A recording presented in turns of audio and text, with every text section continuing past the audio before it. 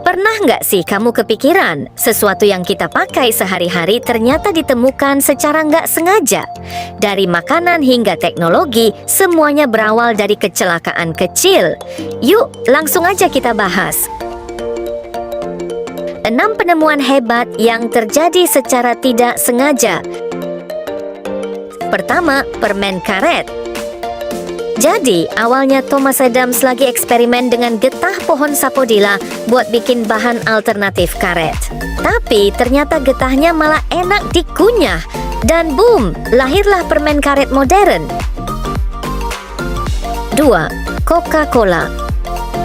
Coca-Cola, minuman paling terkenal di dunia, ternyata juga nggak sengaja ditemukan. Pada 1886, John Stith Pemberton bikin obat sakit kepala. Tapi hasilnya, minuman manis yang akhirnya jadi Coca-Cola. 3. Plastik. Selanjutnya, plastik.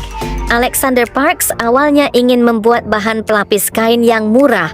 Tapi saat eksperimennya, dia malah menciptakan bahan fleksibel yang dikenal sebagai plastik. Dan sekarang plastik ada di mana-mana. 4. Keripik kentang. Selanjutnya, keripik kentang. Penemuannya dimulai pada tahun 1853 ketika seorang koki bernama George Crumb kesal karena pelanggan terus mengeluhkan kentangnya yang terlalu tebal.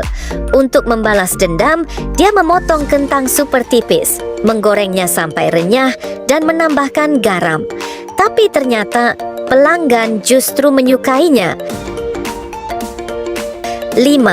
Es krim cone. Es krim cone juga ditemukan nggak sengaja loh.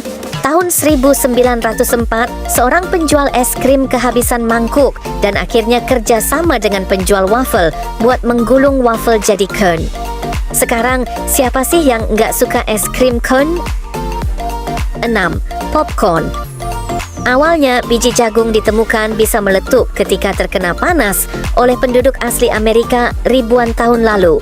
Tapi baru di era modern, popcorn jadi camilan favorit di bioskop. Berkat ledakan kecil ini, kita punya cemilan enak. Jadi, itulah beberapa penemuan besar yang lahir dari ketidaksengajaan.